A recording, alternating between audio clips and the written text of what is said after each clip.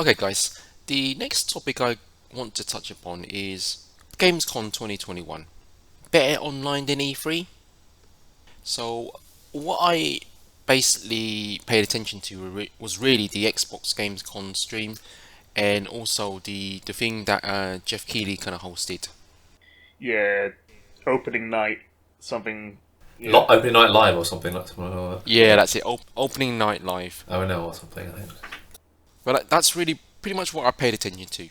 Let's get to the Xbox Gamescom stream. So, I think they showed off about 15 games. Dying Light 2, and Dying Light being one of the games I actually haven't played and should play. A parkour style horror game. I think that's one to look out for. We're getting a new Microsoft Flight Simulator update, 7th September.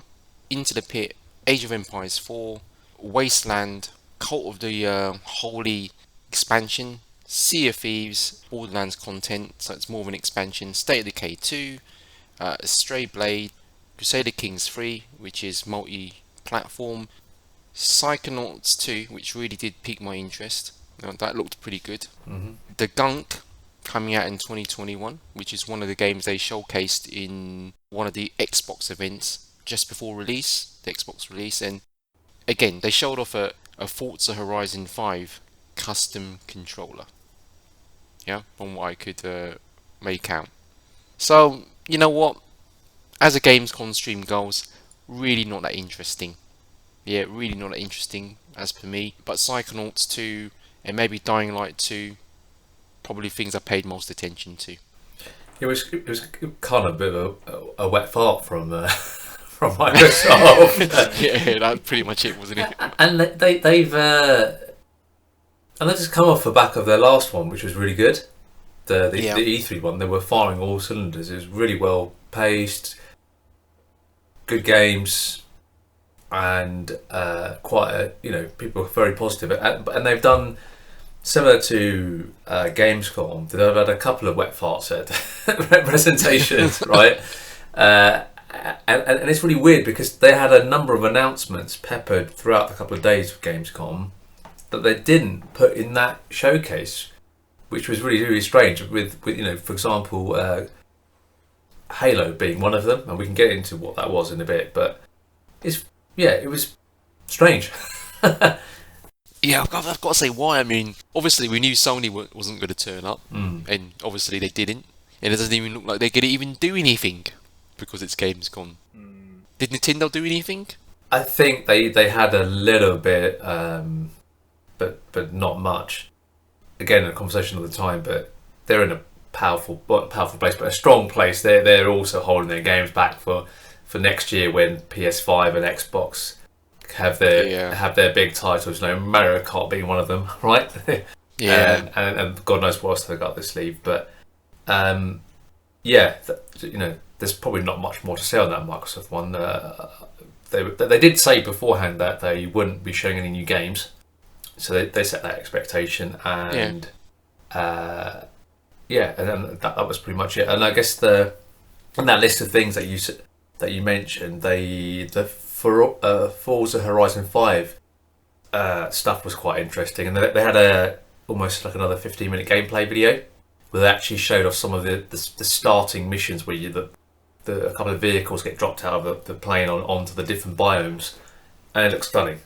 That game in particular for me is showing gameplay since day one. They've had so many developer deep dives. They're confident about that game, right? Yeah, they are. I haven't played many Forzas, and I'm probably someone who likes more the non kind of simulation type racing games. So Same here. this really speaks to me, and I've been playing a game on my PS5 called Wreckfest, which is kind of like a modern version of Destruction Derby. It's really, really good, right? And so Forza Horizon 5, really, I'm looking forward to that. I think that I would play that, and I've been hiding the consoles for my kids. I think it's my 3-year-old son. It's probably time for him to have a little go on that as well. So I'm looking forward to that. Yeah, I mean, to me, definitely Forza Horizon 5 looks like a title to get your hands on. Mm. There's not much on Xbox now that I kind of, and obviously there's all these games coming out, but there's not much on the Xbox right now that makes me feel I want to buy an Xbox. Yeah. But that's one of the titles. And you're right, day one gameplay, they are confident about this product. Yeah, definitely. And it's impressive. It looks good. And you know, the graphics look next gen. Not necessarily the car model, right, because it's an open world. But if you look at the biomes and how they've mapped out all the rocks and water, and you know, as an open world game, racing game, and we know racing games are easier to get better graphics on. It looks pretty damn good. It looks next gen in my eyes, right? If you could drive anywhere. And Yeah. I mean, it is cross-gen, but it's like Horizon. Horizon looked awesome. Well, the next Horizon looked awesome, and so did this. Yeah, well, Forza 4 had already looked really good as well. It's one of those that the game had already looked stunning, so it'd be interesting to see comparisons between 4 and 5 and actually just do some analysis on it to see if there's any huge kind of leaps forwards that they've done. But otherwise, I think Forza 5, Horizon 5 would be a solid game regardless. They've been going down the right track for many years, I think, on Forza. Yeah. British developer as well, or Yeah. British arm of the, I forgot what are they called, Turn 10 Games or something. No, this is Playground Games, is it? I think it's Playground. Yes, Playground, Yeah, right? Yeah, not Turn 10, yeah, but it's the UK. The other thing is they separated out, but there was like a 5 minutes on Halo, which was off the back of they going into Gamescom. They already announced on a Friday for the weekend that there's going to be no campaign co-op or Forge mode. It's kind of a big deal for Halo fans because, you know, I mean, those feature sets have a history. They do, yeah. Yeah, I mean, Forge has a history. So, I mean, I'm nervous about the campaign, I'll be honest, because yeah, they haven't shown anything. They showed it last year, and we were watching it together, right? And it was a bit, instantly, and I think you guys think it doesn't look next gen, right? And prior to that, they had a number of long-term senior 343 industries leaders leave, which looks concerning. Then they had that flop with the campaign, right? And they haven't shown any so far. Multiplayer-wise, they've kicked it out of the park. They've done a good showcase at E3 as part of the conference. They've recently done the closed alpha or beta, whatever it was called. Everyone's raving about it, saying it feels like Halo 3 PvP days, looking really sharp, modernised with a bit of Call of Duty pace, you know, but with the time to kill being, you know, in line with kind of a Halo Destiny type. But yeah, not to have campaign co-op, which I'm not that bothered about. It's only coming 3 months down the line. It's not like it's coming 6 months or they don't know. Yeah. And then the Forge piece, again, 6 months down the line. But I suspect, and I've heard this elsewhere, I've read this actually and heard this, that because it's a live service game, rather than we just consume the content at the start, they probably purposely spread it out. But Roadmap. It's their yes, roadmap. Exactly. 100%. It sounds like a roadmap. But the other thing that I was going to mention is that as part of that 5 minutes showcase within Gamescom, but not part of the main Xbox segment, they announced campaign and PvP, which is free. It's definitely coming this year, and it's releasing on the 8th of December. Yep. Which is good. But that could be a reason why we're not seeing co-op, and a reason why we're not seeing kind of Forge, because they've got to pool their resources to hitting a date this year. Yeah. So they've got to slim down the overall package for now, anyway. The focus, yeah. Yeah, and I kind of, I mean, the only thing that really concerns me is that they have not shown the campaign in any shape or form since last year. And maybe they got, you know, they want to get it looking stellar and as good as they can make it look before they show it to the world, because, you know, they can't get it wrong for a second time. Just from the campaign perspective, we've heard really great things about multiplayer. So that's a little bit worrying, because we're August now. The release is happening in December, but yet we've not seen anything, which is it's unusual. It's unusual. I do hope they Wow. do knock it out of the park, though. I mean, I've got to say, because that, this is a reason for me to get an Xbox. I mean, even when I saw it, the campaign trailer from last year, ultimately, Halo's music kicks off, and I feel myself being pulled in, and I remember all those good times with Halo 1 to 3, yeah, and I think, yeah, right? But then, obviously, the negativity starts kicking in, and you Yeah. kind of look at it through a different lens, and you think, oh, well, maybe not. They've got they've confirmed 4-player split screen multiplayer coming Yeah. at launch. I remember those days were amazing. Yeah, exactly. It was amazing. You know what I mean? And That's what you want to hear. exactly, and from the closed alpha beta, whatever it was called, I think they called it a technical test.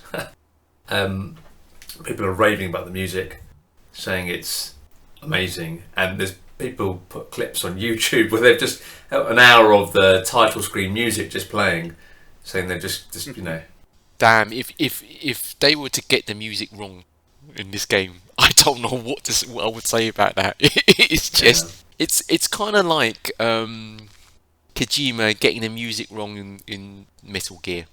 yeah, Yeah, it's kind of like Uncharted not having that theme that we all know. You know what I mean? It's yeah, just yeah, like yeah, yeah. you can't get that wrong. You can't get it wrong. Yeah, there's been a bunch of leaks, haven't there? Apparently, the campaign story's already leaked. I haven't paid any attention to I it. Really. so I've not purposely stayed away from the leaks, but I do know they exist, and the number of them, some of the maps and the weapons have kind of leaked. Apparently, it's like Oh, really? apparently it's about 35 odd weapons they've brought. For multiplayer, I think across the whole game. I think just that's interesting. so they've brought lots of the weapons across all the different Halos Wow. back, and they've got quite a few new ones. And They're almost I paying homage to this. I hope they are. I hope they just like play some homage to it and give the yeah, fans what they want. That'd be really exciting. yeah, I'm excited. I'm worried about the campaign. I'm excited about the multiplayer, and for me, worst case, I'll just play the multiplayer for however long it lasts. Yeah. They're planning 10 years. It's- I can't see it lasting that long, but Yeah. I mean, if they are going to go, for a service orientated or game as a platform, I would want to understand how Halo is going to translate to that. Because Halo's, for as long as I can remember anyway, it's always been about that campaign and then solid but traditional multiplayer. So I kind of want to understand how this would translate, and my memories of Halo. I mean, that's about the only game that I recall that I've ever played, and this is the second one where I got, and this is when you would have to wait days or weeks for the game to come through the post. yeah. Get Halo 2 through the post. I must have been in my pajamas. This was early in the morning. Hmm. Put it into the Xbox, the OG Xbox, yeah. Obviously, start playing, control in hand. A couple of my mates that were living with me at the time, kind of like came in. What you doing? Oh, I'm playing Halo 2. Just got it. Early in the morning, say goodbye. They went out for the whole day. They come back. This must have been about 8 o'clock at night. I'm still there in my pajamas. I haven't left the sofa. I'm still playing Halo 2 and close to finishing it. Whatnot. And that's the only game that I've ever done that with. So, those are, You want it to be good like everybody else, and I'm rooting for them to really kind of turn it around, and go back to the old days of Halo. That's what I really want. so one thing I would say, having played Splitgate recently, I didn't realise how much I missed the whole arena type shooter. Yeah, Because I've heard people say that. that's been, at least in my eyes, dead for a while, right? Call of Duty changed everything, and all the other games have kind of gone that way. Oddball, shotguns and snipers, King of the Hill. They're tried and tested game modes that just work. Yeah. And all the other games they've tried, including Destiny, try to innovate with other variants of that, or try new things. They just don't work as well as those. And the Halo's got Halo. I think has got a space it can come back into and own it. They just need to make the initial landing good, because I think Xbox is I think the Xbox needs it, to be honest. It does. It really Yeah. does. Yeah. They've done everything right in terms of barriers to entry, free multiplayer. You can get Game Pass free for a month, and the money you would pay for Halo, you could get 6 months of Game Pass for that. Yeah, If correct. you pay Forza, you get a year's worth of Game Pass. They're going to have all their games out next year, including Starfield and God knows what else they're releasing. You know, you just have to get the game right. They really have to do it. You would kind of almost think that's the easiest thing in the world, but maybe not. Yeah. Look, the Xbox Series X and S are gonna do well, regardless. Yeah. But it's kind of, if Xbox ever had a mascot, this is it. If there's any kind of IP you want to pay kind of some respect to, this is it, right? And the reality is, I mean, and you know, to be honest, the PS5 falls into this position, but maybe to a lesser extent. There's not a great deal of content on the Xbox at the moment where you say, this is only on Xbox, if you know what I mean. This is why you would buy an Xbox. Yeah, right now you buy an Xbox because, you know, Game Pass gives you so much. I just kind of think, you can't possibly get this wrong.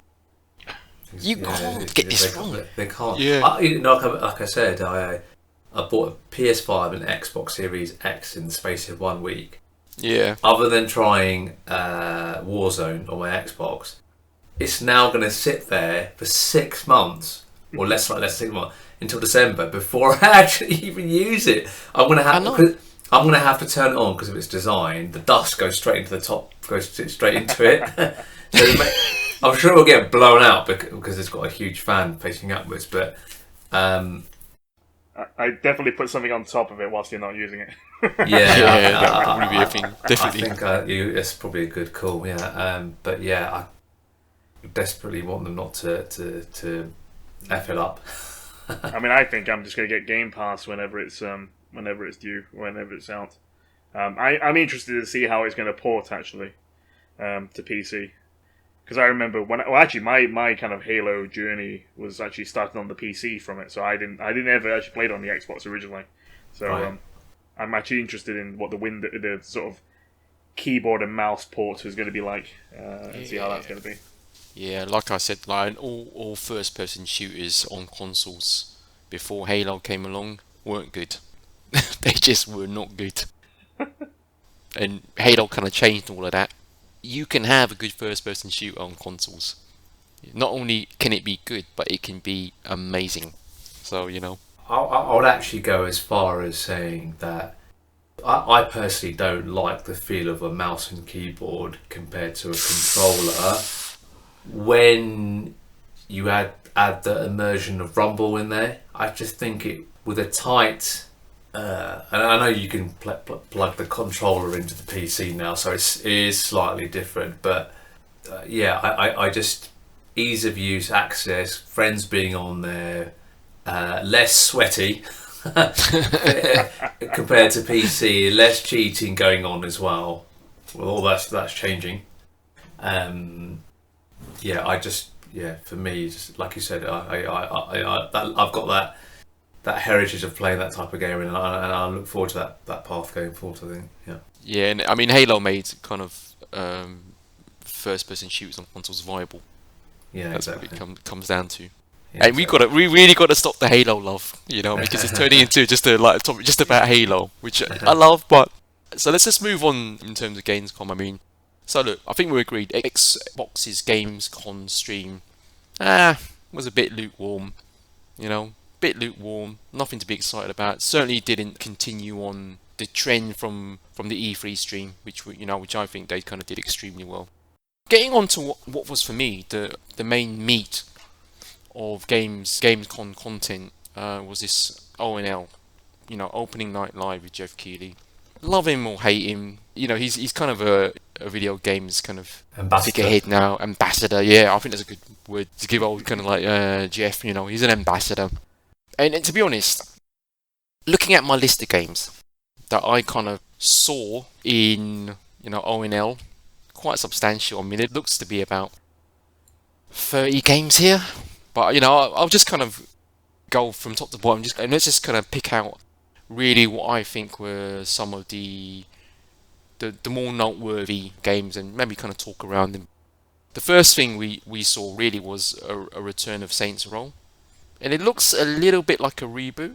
It is a reboot, yeah. It's a Yeah, CGI it was. trailer, It was, wasn't but there was some gameplay actually shown off. Yeah, there was some gameplay shown off. I think somewhere. I can't remember what happened. I think it might have been somewhere. I think they showed a CGI trailer, and then like it might have been some sort of interview with the dev, and then a little bit of gameplay. I think is what we saw. But coming out next year, right? 25th of Feb 2022. Looks interesting. It's got a little bit of a kind of Fortnite vibe in the way, it looks visually. It's not quite 100% that, but it's got an element of that. That may not appeal to everybody. The next thing they showed was Marvel's Midnight Suns. It's, again, an announcement trailer. Now, this is a real Marvel comic IP. Deals more with the supernatural. Let's put it that way. Okay? But where this was noteworthy for me was that it's been done by Fire Access of XCOM game. It's a turn-based game, actually, this. And again, coming out in March 2022. Fire Access typically knock their games out of the park, to be honest. XCOM, the new XCOMs have got an amazing rep. Yeah, amazing rep on PC. They followed that up with quite a lengthy Call of Duty Vanguard campaign gameplay, with kind of a female protagonist, with the actress on stage talking about it as well, which kind of feels like a real kind of trend for anything that Jeff Keighley does now. He tends to gets the talent on stage, and not only the developers, but voice actors and actors and actresses now, as part of the actual interview process and whatnot. Guys, I don't know what you feel about Call of Duty Vanguard. I kind of wasn't overly impressed with it. I just thought, yeah, okay, it's another Call of Duty with a World War II setting, and I wasn't really that kind of impressed with it, to be honest. It was kind of middle of the road for me. So I this weekend gone played one of their betas, but it was for a new game mode. Is it the Goulash? When you die in Warzone, you go into that Gulag. Sorry, Gulag. Yeah. It's kind of a map with lots of those. You split into 2 versus 2, but with a kind of ranked. So you quit games and you get ranked. Right? I forgot what the game mode was, but the performance was really bad. But I got a feel of the gunplay and etc. And I have to say, Call of Duty, the last, not Warzone, because it feels a bit different to the actual single player and the PvP as part of the main package, but the last year or two, I feel the gunplay's got really good. It's got that Destiny micro animations of the guns. You kind of feel the weight that the guns have more character. I think that's done quite well on that side, but for the Vanguard, they had a gameplay about 15 minutes of the single player campaign. It looked quite good visually, and there's not many games that have with that good gun mechanic feel a good campaign. And I don't mind the World War II settings. I'm probably a bit more interested than I've normally been, but I completely get what you're saying, Joe. Is Activision and Call of Duty rinse their game so much. Rinse is the right word for it. Absolutely rinse the. But they're all their game studios are on a 3-year cycle, aren't they? Yeah, so that's right. they are. But yeah, they are producing quality, but whether you like it or not, it's the same fingerprint of games, right? And I may give it a go, but I'm not paying full price. Yeah, they've more or less months. got a factory for it, haven't they? Really, when it's all said and done. Activision. Yeah, so I was just going to say that Vanguard looks like it's the developers, it's the different set of developers, the Black Ops kind of side of things. So the feel in the game engine is probably going to be very different from that of Warzone. Warzone was Infinity Ward. This is Treyarch and yeah, exactly. I hear Treyarch are doing the zombies mode for it though. They've actually split that one off. So Treyarch are doing the zombies mode, and obviously this other developers basically doing the main meat of the game. So they've got a couple of sub-studios as well. Some of them used to work on Destiny. There's a studio called High Moon Studios that helped Destiny with I heard them with one of their expansions. they've got Raven, which they used to work on the old Rainbow Six games back in the day, which were really, really good. It's not quite the same game anymore, but I don't know. I wish all those studios just worked on a new IP because they're good. They are good, right? I mean, it's just restrictive to that kind of. It makes the Yeah, money. that's the problem. Yeah. It brings in the That's the dollars. problem. You know, and that's the thing. Yeah. You know how much the CEO of that company makes, right? 150 million or something crazy like. It's something silly, yeah, some crazy figure. Yeah, it's so they're basically, have cow will milk it. Yeah. Is the But you know mantra. what they are, because they used to have like Bungie under that Activision, didn't they? So what they got left, they've got Call of Duty. Are they going to have the games under their banner? They've got what? Blizzard. Oh, Blizzard as well. Okay, yeah, but that's Yeah. okay. But under that, yeah, okay. Does Tony Hawk and all those kind of games? Is that still Activision? Potentially, I think it still might Yeah. be. Yeah. Okay. But the thing is, Call of Duty is such a money maker. I mean, when it's all said and done, it's just, do they need much more? They got Blizzard, they got Call of Duty. It's just, Yeah, that's true. I'm just surprised people are still playing it. Yeah, I've not played a Call of Duty yeah, it's still game going for- strong. But Yeah, if- it's still going. So imagine you're in Yeah. your early teens into your 20s, right? When you've got fast reflexes, it must feel good to play that type of game, right? It's us at older where we need time to think about what the enemy walking around the corner and what they may do, and then react to that. That's why we like Halo and Destiny. We'd like to interview you and get to know you before we Yeah, shoot you. exactly. Yeah. The games Hold are on the there. same. The games are the same though. I think it's like I've not played a Call of Duty for a good 12 years. I think I've played Battlefield more than I've probably played Call of Duty. It's insta And I kill.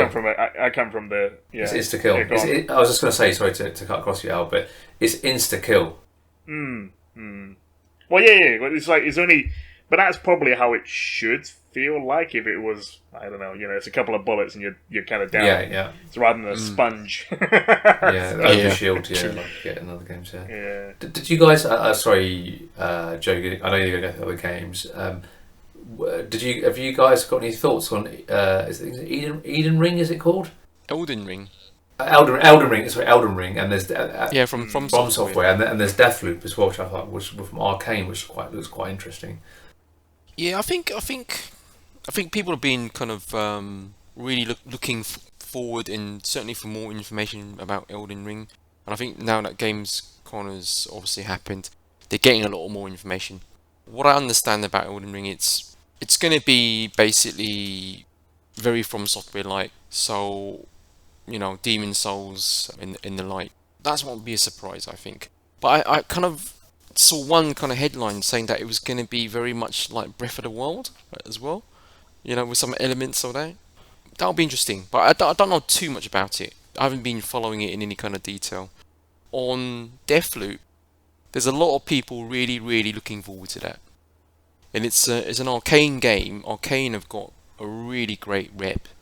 I've said this before. They're probably one of the jewels in this kind of Microsoft acquisition. Yeah, underrated, I think. Of ZeniMax.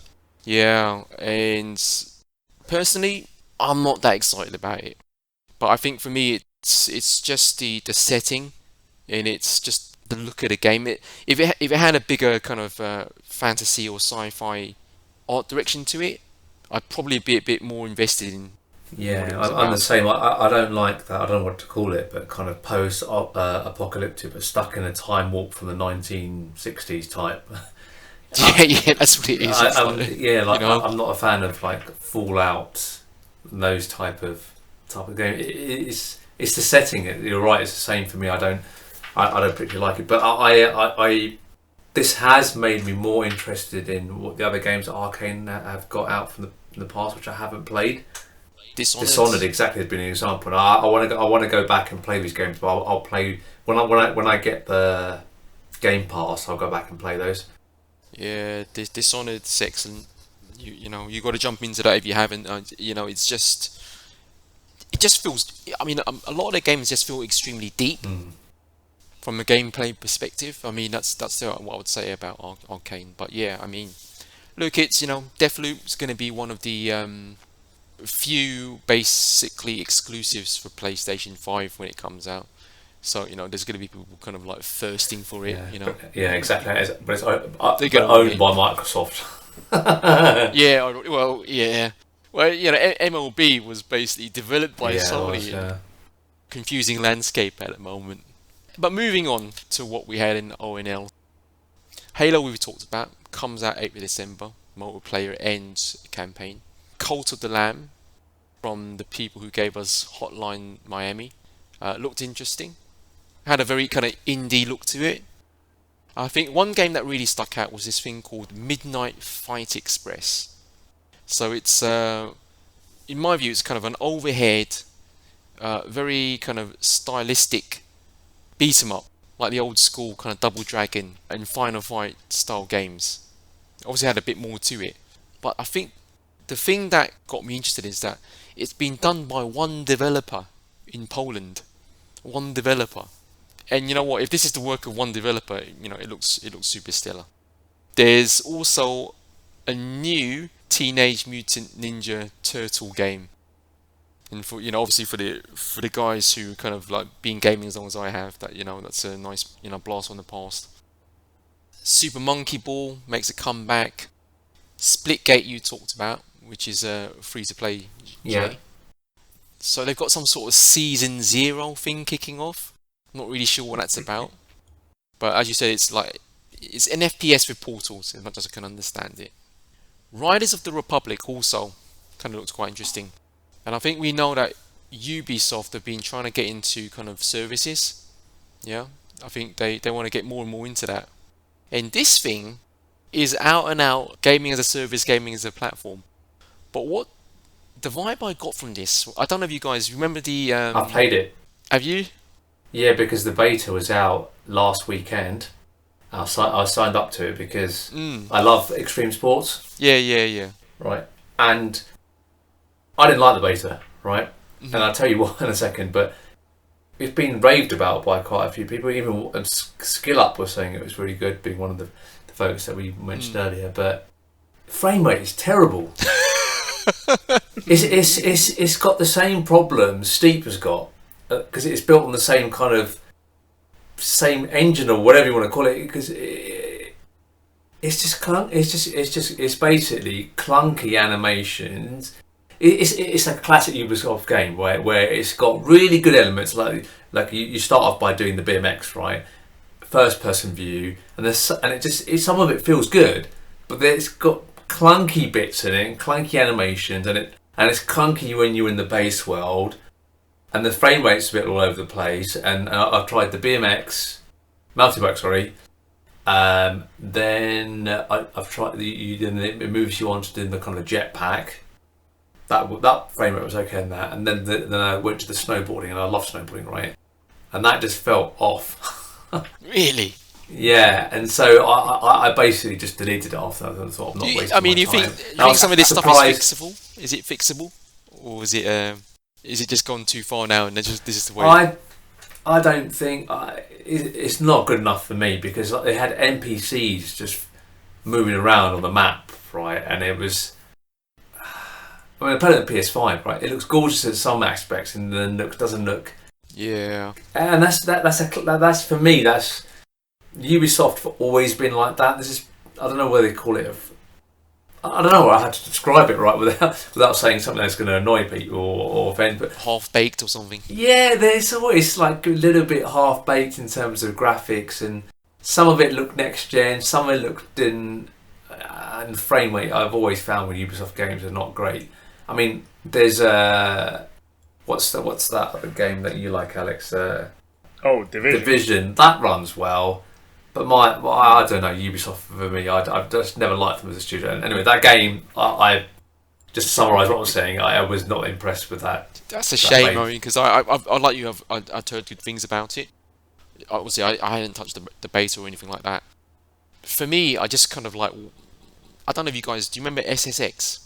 Yeah, I love that game. Yeah, exactly. What a game, right? And MotorStorm. We played MotorStorm. Yeah, on the original, MotorStorm. Yeah. That type of game, SSX. I thought this will fill that void. Yeah, for that's me, exactly what I'm saying. That's what I hoped it would be. But for me, it just didn't. It wasn't cohesive enough. Oh man. Because Steve, with the snowboarding open world game, same sort of model as this, right? Seemed like it was good, but it suffered from frame rate. And I thought the PS5, it would just everything be smooth, and it wasn't. And so anyway, that's yeah. I give it a go when it comes out, but I wouldn't get too excited. I was a bit disappointed. No SSX fix for me here. No. Okay. No. So moving on, Century Age of Ashes. And the only reason I'm mentioning this is coming out on the 18th of November. It's free to play, but I always wanted another Panzer Dragoon game, and I think maybe this is it. Not sure. There's also actually another free to play online football simulator called UFL, a la PES. Yeah. There was just a guy who just had a couple of sentences. That's it. So that's the football game I said they spent 5 years developing. Apparently, yeah. But you have nothing to show. Nothing to show, yeah. Which is kind of worrying. A new Lego Star Wars is really not that surprising. It's the complete Skywalker saga. So across all 9 movies, comes out I think quite soon. No, it must be 2022. Synced Off Planet, not that interesting. Action game where you fight against nanobots. Outlast Trails in 2022. Now there's one game that did actually look quite interesting. I think it's called Dokev. I don't know if I pronounce it correctly, but it's a Pokemon style game, but it had this very, very distinctive look to it. And the only way I can really explain it is that the look of it is just anime. It's just anime. But equally, it had some sort of photorealistic thing to it. And the only way I can really describe it is Mario Odyssey. If you guys remember how that looked when it came out. It was Mario, but then in some of the kind of levels, it looks quite realistic, if you know what I mean. So almost very un-Mario-like. And this thing has a very just distinctive look to it. This is why I kind of bring it up. Moving on, Jurassic Park World Evolution 2. Coming out in November 9th. Far Cry 6. October 7th, Vampire the Masquerade, September 7th. And this doesn't sound great, but it's a battle royale with vampires. Vampires. Park Beyond is some sort of strategy and management construction sim. Think of it as like theme park. The old kind of theme park game that who was it? Bullfrog did back in the day. Jet, that we've seen during the PlayStation announcement and kind of build up coming out on October 5th. Horizon Forbidden West finally got a release date 18th of February 2022, so obviously we know it's been delayed and we've spoken at length on that. New World comes out 9th to the 12th, or I should say the open beta starts September 9th to 12th. It's the MMO, PC MMO that Amazon are bringing out. Is this the one that kind of bricked a lot of kind of graphics cards? Yeah, apparently, yeah. Yeah, this was the, apparently the 3090 sprite. Yeah. Jumanji's The Curse Returns. And then a very odd announcement. And I don't know how I'm going to describe this, but some sort of persistent fan hub in constant space that sits within this custom game sharing platform called Core. And it just reminded me, the way they described it just reminded me of PS Home, if you guys remember that. Yeah, I used to. Fall Guys, more content coming out for that. Replaced on Xbox and Games Pass, which I've said in the past looks, for me, super, super interesting. Yeah, super interesting. Really kind of clever pixel art visuals is the way I would describe it. And from the trailers I've seen of it and the gameplay I've seen of it, actually quite violent. Then there was Age of Empires 4, which, if I'm being honest, didn't really do anything for me at all, right? But there's the but part. It's by Relic, who are one of my favourite RTS developers who did the Dawn of War series, Company of Heroes. You guys are into that sort of thing? Yeah, I haven't played it very much. Yeah. So they're not dead, which is good. All right. It just depends if all of them are still there, actually. Yeah, or not, but, yeah, that is the truth of the matter. Valham, Hearth and Home, which is some sort of survival sandbox experience, and apparently this is doing extremely well on Steam. Yeah, I've seen a fair bit of that on Twitch, and it's just not to go on too long, right? But it's one of those games where they've just built the MVP and it's done well, and they've added loads of content really quickly, and it's stuck. Yeah. And I think some games should do more of that, but do it right. not it should be MVP free. Yeah, Then add, but yeah, no, that's quite cool. Agreed. Genshin Impact, Aloy's made its way into that game now, so there was a trailer for that. Sifu has a release date. I think it's coming out in 2022. And then I think they rounded it off with, I think it was a preview video of Death Stranding Director's Cut, which is coming out on September 24th. That looks good. Have you guys played that? The original game? I've been holding off on Death Stranding, and I'll probably now get this Director's Cut. Yeah, I will do. I probably will wait until either Christmas or next year for a discount, but I definitely want to play it. They've added some really quirky things like racing in there, and yeah. It's unusual stuff. I mean, I was telling Al, because the first time I set eyes on this Director's Cut, right, it just reminded me of Metal Gear 2 Substance, I can't remember, but that was an Xbox version of Metal Gear 2. yeah, It also made its way to kind of PlayStation, and it had all these bolt-ons, like you're saying. It had actually a skate park, so you could actually have Snake skateboarding. So Yeah. it's just reminded me of that. But yeah, that's pretty much the list of game that was showed off on ONL. And I think, there's certainly some notable things there, but Gamescom, it being just about the streaming, ultimately it wasn't that exciting. It was kind of like E3, But all I can say about this is at least they basically had quite a few games here. it's a growing platform. That's how I see it, and it's Yeah. moving in the right direction. And I quite like the fact that it's giving a bit of a European presence. And for us, we talked about hopefully going 1 year for you to go there. That they've got more exclusive announcements that are coming to that versus just being a bit of a joke or a dumping ground for games. I think there's space for it to really own that part of the year in terms of announcements and it being a focal point. So I think it's trending the right way. Yeah, I think I would agree with you. I'm not a huge fan of let's say big events that are. I mean, my point is, I'm not a huge fan of these big events like E3 and Gamescom, whatever else, being kind of just about streaming and being online.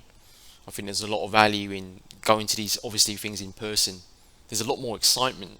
Yeah, I think I also wonder if Jeff Keighley's getting a little bit more cooperation from Gamescom than he did for E3, because kind of I walked away from this stream thinking, wow, he's got a lot of stuff in here, and I don't recall even the Game Awards being like this, if you know what I mean. Yeah. And that's his main bread and butter.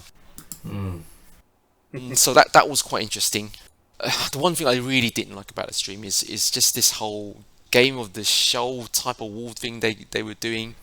And I think this time it was even more throwaway because, well, there's not really a physical show, so you can't really gauge how the fans and the general public are receiving some of these games. You got nothing to base it on. So what are you basing this on? And other than a list of kind of games that haven't come out that you kind of randomly pick and say this looks good. I would like to pick this up on one of our shows, which is about games being shown too early. But just for now, I just wanted to say that Gamescom is filling that void, or let's say, putting the pressure on E3 to be more digital and filling a bit of a gap in that calendar year. And I completely agree with you. I still prefer physical things and going and seeing and playing demos with what you call cyberpunk and lots of games in the last probably 5 years just flunking on release, under delivering, half-baked is just a big problem, and part of that problem is also making announcements too early.